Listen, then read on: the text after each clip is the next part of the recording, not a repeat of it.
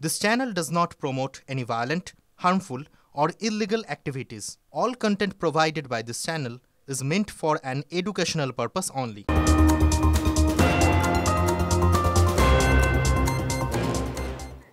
তৃণমূলের প্রাক্তন উপপ্রধানের মদতে জাল সার্টিফিকেট তৈরির অভিযোগ। ওদলাবাড়িতে জাল শংসাপত্র কাণ্ডে গ্রেফতার 2। পঞ্চায়েত প্রধানের সই ও পঞ্চায়েত অফিসের স্ট্যাম্প জাল করে শংসাপত্র বানানোর অভিযোগ। গত 5ই আগস্ট দক্ষিণ ওদলাবাড়ির কয়েকজন বাসিন্দার নামে মোট 6টি ওয়ারিশ শংসাপত্র জারি করা হয়। শংসাপত্রগুলির তথ্য আসল নথির সঙ্গে মিলছে না, এমনই অভিযোগ ওঠে। অভিযোগ দায়ের হয় মাল থানায়। ঘটনায় এক সাইবার ক্যাফের মালিক সহ 2 জনকে গ্রেফতার করেছে পুলিশ।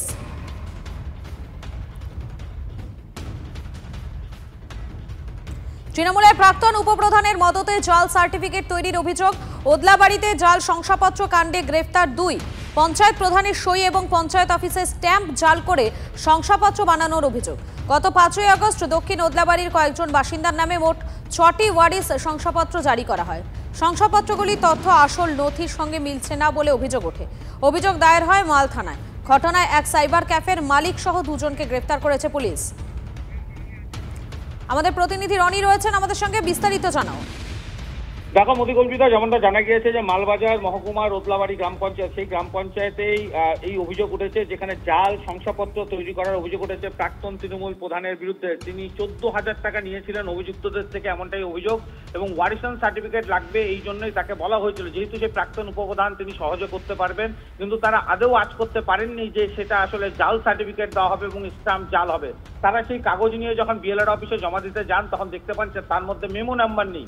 এরপরে সেই মেমো নাম্বার আনতে ওই অভিযুক্তরা যখন প্রধানের কাছে যান, তখনই কিন্তু তাদের ফরম্যাটের সঙ্গে গডমিল পান এবং দেখতে পান যে এটা আসলে জাল। তারপরে পুলিশকে খবর দিলে মালবাজার থানার পুলিশ ঘটনাস্থলে যায় এবং দুজনকে ইতিমধ্যেই গ্রেপ্তার করা হয়েছে। এবং অভিযুক্তরা কিন্তু পাল্টা অভিযোগ তুলেছেন যে তৃণমূলের প্রাক্তন উপপ্রধান এই গ্রাম পঞ্চায়েতেরই, তাকেই তিনি দায়িত্ব দিয়েছিলেন যে তাদের ওয়ারিশন সার্টিফিকেট করে দিতে, কারণ নিজেরা গেলে হয়রানির শিকার হতে হয় এবং সেই সহজ করতে গিয়েই কিন্তু তারা এবার ফেঁসে গিয়েছেন, এমনটাই অভিযোগ। গোটা ঘটনা নিয়ে কিন্তু মালবাজার থানা তদন্ত শুরু করেছে। ধন্যবাদ রনি।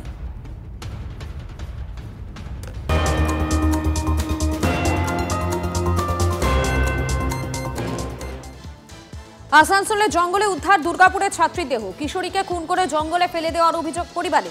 স্কুলে যাওয়ার নাম করে বাড়ি থেকে বেরিয়ে আর ফেরেনি ওই ছাত্রী। গতকাল ডামরা জঙ্গলে পাতা ঢাকা অবস্থায় দেহ উদ্ধার হয়। পরিবারের অভিযোগ, এক যুবকের সঙ্গে দেখা করতে গিয়েছিল ওই পড়ুয়া। সরাসরি চলে যাবো, আমাদের সঙ্গে রয়েছেন আমাদের প্রতিনিধি চন্দ্রশেখর রয়েছেন। চন্দ্রশেখর, বিস্তারিত জানাও। দেখো, গতকালই আমরা দেখেছিলাম আসানসোল দক্ষিণ এলাকার যে ডামরা এলাকা, সেই 38 নম্বর ওয়ার্ড, সেখানে পলাশবন জঙ্গলের মধ্যে একটি কিশোরী দেহ উদ্ধার হয়েছিল। দেহটি জঙ্গলের মধ্যে পাতার মধ্যে ঢাকা ছিল এবং তখন থেকেই এই অজ্ঞাত পরিচয় দেহ উদ্ধার হলো। একটা স্থানীয়দের মধ্যে প্রশ্ন ছিল যে এই যেভাবে দেহটি পাওয়া গেছে, সেখানে মনে হয়েছিল ধর্ষণ করে খুন হতে পারে, কিন্তু যেহেতু অজ্ঞাত পরিচয়, তার জন্য বোঝা যাচ্ছিল না ঘটনার নেপথ্যে কী কারণ রয়েছে।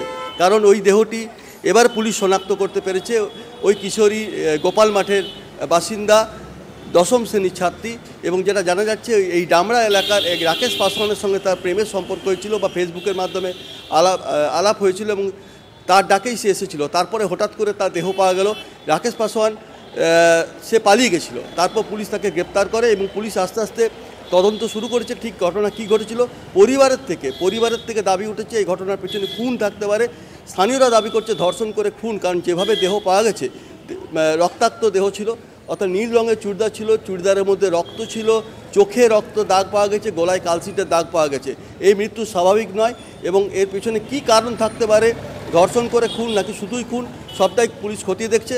ঘটনার গুরুত্ব বুঝে গতকালই ডিসি সেন্ট্রাল সেখানে নিজে তদন্ত গিয়েছিলেন এবং এখন পরিচয় পাওয়ার পর মনে হচ্ছে আরও যে ঘটনার পেছনে কী কারণ থাকতে পারে, পুলিশ তা খতিয়ে দেখছে। একেবারে পুরো বিষয়টি পুলিশ খতিয়ে দেখছেন। আপাতত তোমাকে ধন্যবাদ চন্দ্রশেখর।